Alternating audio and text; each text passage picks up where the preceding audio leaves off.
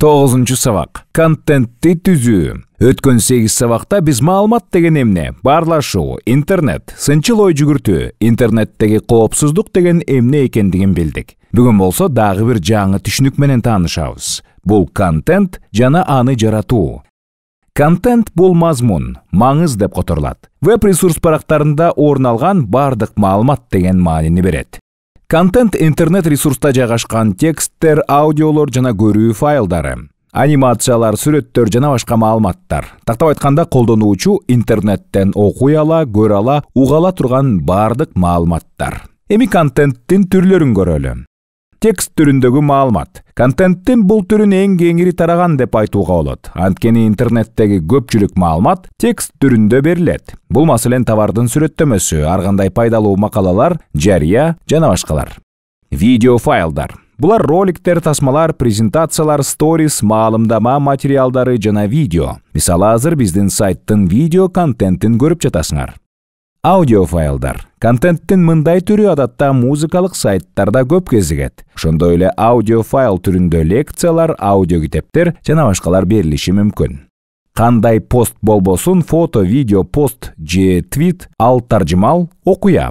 Адамдар улам жаңы окуяны билгенге кызыгат. Ошондой эле окуяларды туура бере билиш керек. Мындай окуяларды, тагыраак айтканда, контентти жаратуу өтө кызыктуу, бирок жеңил эмес. Бүгүнкү күндө маалыматты башкаларга жеткирүүнүн өтө көп мүмкүнчүлүктөрү бар. Сүрөттөр аркылуу кыймылдар жана эффектилерди пайдалануу менен. Балким силер буга чейин эле өзүңөрдүн социалдык баракчаңарды ачып, же жеке блогуңарды алып барып, пост жазып, же сүрөт чыгарып, башкача айтканда контент жаратып көрсөңөр керек. Контенттин кандай жаралаарын билгенден кийин, өзүңөр окуган, көргөн, уккан маалыматтарга сын көз менен мамиле кылып каласыңар. Эгер силер видеону каалагандай сценарийди тартып, сүрөттү атайлап жасап койсо болорун билсеңер, анда силер маалыматка сын менен карап, баарын эле чындык катары кабыл албоо керектигин түшүнөсүңөр. Азыр силер медиа сабаттуулук жөнүндөгү 9 сабакты көрүп турасыңар. Медиа сабаттуулук санарип технологиялар заманында эң керектүү жөндөм. Бул медианын ар кандай түрлөрүндө жакшы багыт ала билгендик жана алардын маңызын түшүнө билгендик. Бардык медиа ресурстарды бир нерсе бириктирип турат.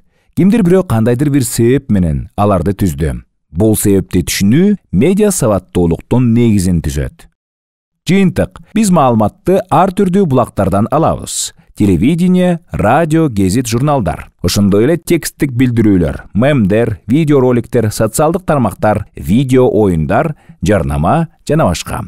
Маалыматтар деңгизине чөгүп кетпеш үчүн ага акыл эстүүлүк менен мамиле жасап, сынчыл көз карашта болуп, авторлордун максаттарын түшүнүп, өзүбүзгө суроо берип көрүп, медиа маалыматтарды жоопкерчилик менен түзүшүбүз керек. Медиа сабаттуулукка үйрөнүү бул жөндөмдөрдү өнүктүрүүгө жардам берет.